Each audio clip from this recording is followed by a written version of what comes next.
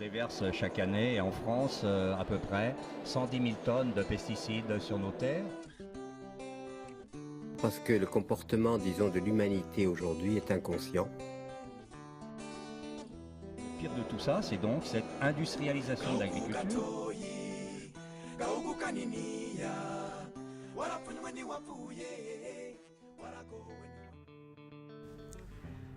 Notre génération, elle est née sous un climat constant de pessimisme. A raison, au vu du système de plus en plus productiviste, d'un environnement de plus en plus dégradé et d'une société de plus en plus déshumanisée. Pourtant, il reste de l'espoir, et des gens se battent tous les jours pour y croire. Depuis quelques années, on s'est nourri de ces semeurs d'espérance à travers lecture, visionnage, discussion. Tout cela nous a fait croire qu'un autre monde est possible. On a donc voulu aller à la rencontre de ces hommes, de ces femmes, qui sont tous les jours acteurs de ces lendemains qui chantent. Antoine avait plusieurs fois échangé avec son cousin, apiculteur au sein d'un collectif dans le Royan, au sud de Lyon. Caméra en sac et sac sur le dos, on part en voiture grâce à Monique et Bernard jusqu'à Saint-Jean-en-Royan.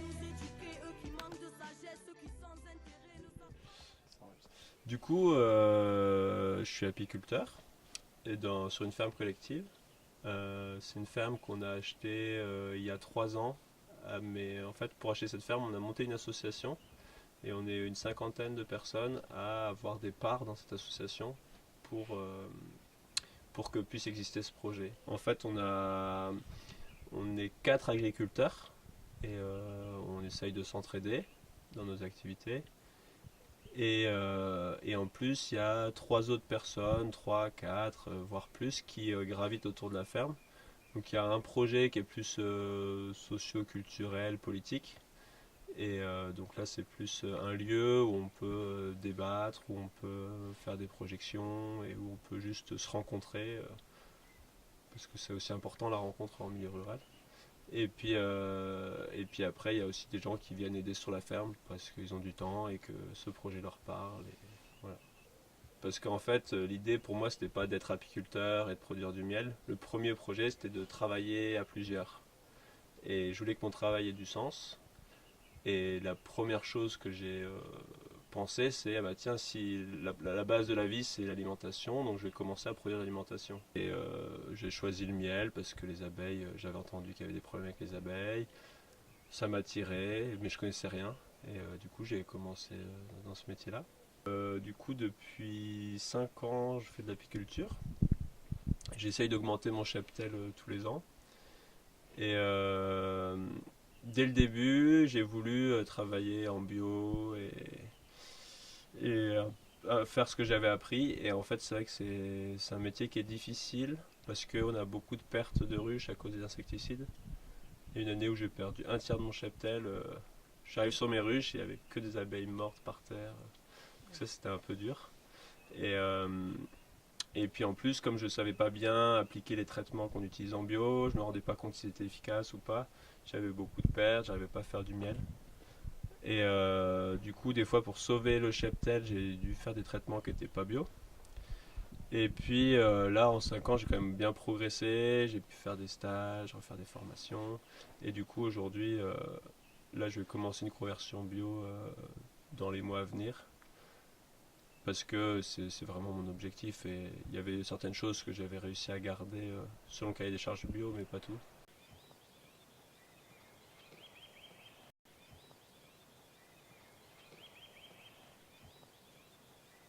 Moi, je suis paysan boulanger, enfin ce qu'on appelle paysan boulanger, c'est-à-dire que je produis mes céréales que je vais utiliser que je vais transformer jusqu'au pain et jusqu'à la commercialisation du pain. C'est un retour à la terre, comme on entend beaucoup parler, où en fait j'ai commencé à m'investir dans une association pour le maintien de l'agriculture paysanne, une AMAP, là, pour des livraisons de paniers, puis j'ai rencontré l'agriculture et l'agriculteur comme ça, où je commençais à de plus en plus l'aider sur sa ferme, et j'ai trouvé ça chouette, enfin ça me plaisait bien, et du coup j'ai fait le saut pour m'installer paysan. On était plutôt très enthousiastes après ce moment passé avec Batotopie, le nom de leur association. Mais on a voulu aller plus loin dans cette dynamique et en apprendre davantage. On s'est donc rendu à Lyon pour la 31e édition du Salon Primaire de l'Alter-Écologie, où se mêlaient conférences, expositions, stands militants et associatifs, ou encore ateliers de construction de murs en pierre. Dans la nature, il y a de la biodiversité à foison. Et en fait, plus on a d'éléments différents dans la nature, plus le système est équilibré. Donc, dans les écosystèmes, on a par exemple des insectes qui vont rendre un service écologique à une plante. Cette plante-là va aider une autre plante à mieux pousser. Et cette plante-là qui va à la fin, cette plante qu'on va couper, va servir par exemple pour pailler le sol et protéger le sol des agressions du soleil, garder l'humidité et favoriser la vie microbienne dans le sol. Donc voilà, ce qu'on cherche en fait, c'est à créer un maximum d'interaction entre les éléments de l'écosystème pour le rendre plus fort. Quand j'ai commencé à devenir agriculteur, j'étais agriculteur tout chimique. Je ne connaissais rien au bio, ça ne m'intéressait pas du tout. Je suis venu à l'agriculture pour, on va dire, l'appel de la nature. Et à force d'observer la nature et de voir ce que je lui faisais avec les conseils de mes voisins, qui étaient eux aussi tout chimiques, je me suis aperçu que c'était une nécessité de passer en bio. Je n'avais pas d'autre choix si je voulais respecter cette nature. Et du coup, je suis passé en agriculture biologique et je me suis orienté vers la permaculture dans l'association des végétaux sur les mêmes parcelles. On était carrément convaincus, mais on voulait savoir comment passer de ces actions locales à un changement vraiment global du système. La première piste, celle que je disais là dans mon intervention, pour lesquelles je me suis battu à Valence par exemple, en sauvant avec un collectif qui s'appelle Ville Campagne 60 hectares contre l'implantation d'une grande surface sur une zone de 40 hectares, sur les bonnes terres agricoles périphériques à la ville. La bataille, ça a été de faire annuler ce projet afin de transformer ces 60 hectares en zone agricole pour nourrir la cantine bio. Donc la première des choses, c'est une bagarre de chiens pour arriver à faire des cantines 100% bio avec de l'agriculture périphérique. Ce qui veut dire par rapport à mon intervention que nous, les citoyens, les habitants, les voisins, les simples kidam, nous prenions en charge la vie des cités. Alors la piste que je propose, moi, c'est la régie publique agricole, comme il y a à Mouansartou, taperez Mouansartou sur Internet. C'est une petite cité de la banlieue de Cannes, là où le foncier est le plus cher de France, qui ont réussi à stocker de la terre agricole, même si ce n'est pas légal. Ils ont acheté des terres par accord avec les SAFER, les organismes qui permettent d'acheter et de vendre des terres agricoles. Et normalement, ils n'ont pas le droit de les garder plus de 5 ans, ils ont gardé plus que 5 ans. Et aujourd'hui, qu'est-ce qu'ils ont fait? Ce sont des terres à propriété publique municipale. Donc ça appartient à tous les habitants de Mouansartou. Et ils ont transformé ces terres en terres productives agricoles, c'est-à-dire ils ont installé des maraîchers pour faire la cantine. Aujourd'hui, la cantine de Mouansartou est la moins chère de France, elle est 100%. C'était la première cantine de France, 100% bio depuis 2 ans, 1,97 €. 1 hectare, si c'est bien cultivé, au bout de quelques années, ça représente, on fait un emploi SMIC, si on fait la cantine bio directe. On fait un emploi SMIC par 1000 m². 1 hectare, c'est 10 000 m². Vous faites donc 10 emplois par hectare. Il y a beaucoup d'aides dans l'agriculture conventionnelle, mais on en a très peu dans l'agriculture biologique, si on compare. Si on compare l'exemple, par exemple, de l'euro investi dans un tracteur, on a 50 centimes qui est restitué à l'agriculteur sous forme de subvention. Donc il est aidé. Pour chaque euro qu'il investit, il perçoit la moitié en aide. Et dans une exploitation agricole en permaculture, généralement, on évite les tracteurs.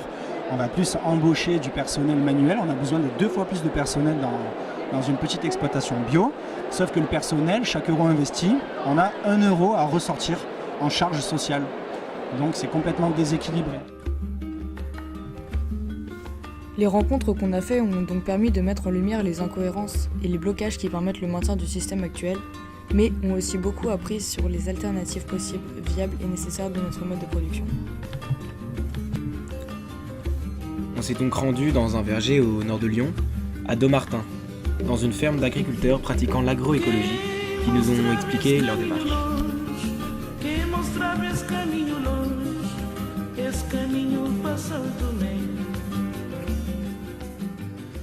Donc au niveau de la ferme, l'agroécologie, elle s'applique sur différents niveaux. Un premier niveau, c'est au niveau de la parcelle, des pratiques qu'on met en place. Donc on met en place par exemple l'agroforesterie, les associations de culture, on met en place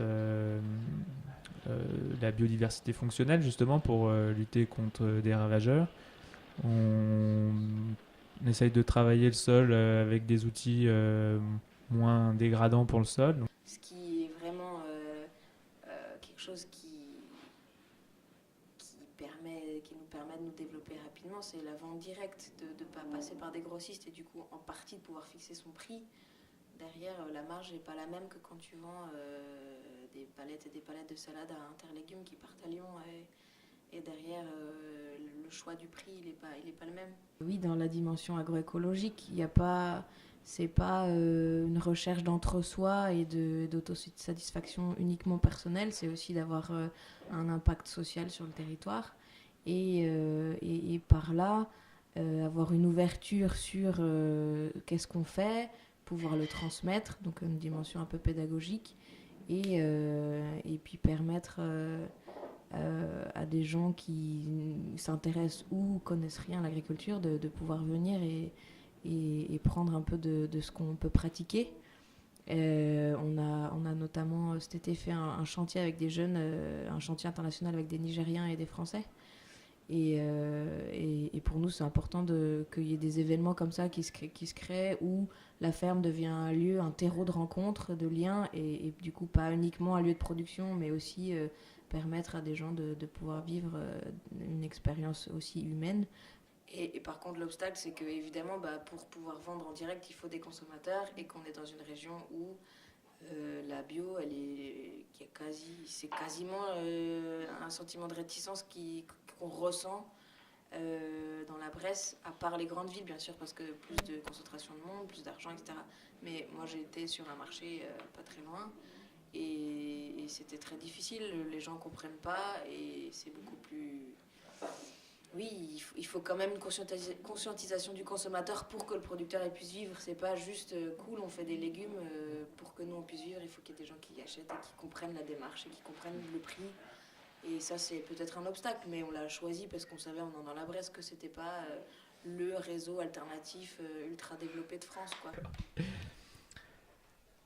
Donc les impacts positifs que je vois à l'agroécologie, ils sont de plusieurs ordres. Ils sont à la fois en termes d'environnement, c'est-à-dire au niveau de la qualité de l'eau, il y a moins de pollution due aux pesticides dans l'eau, aux fertilisants. Au niveau de la biodiversité, du coup, on met en place tout un tas de pratiques qui sont favorables à la biodiversité, donc on améliore cette biodiversité sur nos exploitations et autour des exploitations. Il y a aussi des impacts au niveau de la qualité des sols, puisqu'on a tendance à être moins dans le travail profond, dans le travail labour, enfin le travail mécanique. On est au niveau aussi de la qualité de l'air. Il y a des études qui montraient qu'entre 20 et 90% des produits phytos qui sont épandus partent dans l'atmosphère. Donc l'idée, voilà, c'est que comme on met moins de produits dangereux, il y a moins de produits qui partent dans l'air. On a aussi une agriculture qui stocke du carbone, donc on stocke de la matière organique, donc on stocke du carbone, donc on a une pratique favorable vis-à-vis du changement climatique. Après, un autre niveau, c'est au niveau de l'emploi. C'est une agriculture qui est plus intensive en emploi, du coup c'est une agriculture qui demande plus d'agriculteurs et plus d'ouvriers agricoles. Donc là encore, c'est une agriculture favorable sur ce plan-là. C'est une agriculture du lien, comme on en parlait tout à l'heure. Donc on crée plus de liens sur les territoires. On est plus dans la collaboration, dans les projets collectifs. Donc on crée aussi plus de dynamique sur les territoires entre agriculteurs et puis habitants du territoire. Voilà, on veut avant tout vous montrer qu'un autre monde, plus respectueux de la terre et de l'humanité, est possible. Il est possible si chacun prend conscience de son rôle et de son devoir de faire changer les choses, car c'est une responsabilité individuelle pour un avenir commun. Tellement loin d'être en paix avec nous-mêmes. Comment être en paix avec les autres? Après tant de mauvais plis, faire preuve de bienveillance nous demandera des efforts. L'indifférence n'est pas la paix, la solution n'est pas dans la révolte. Sublime la sève, le combat ultime se jouera au-dedans de nos écorces. Discerner ses travers et ses torts, et pouvoir en accepter dès lors. Chemin de la métamorphose, c'est dans le cœur de l'homme que Dieu a caché ses trésors. À chacun sa couleur et ses forces, étreindre la vie dans toutes ses formes.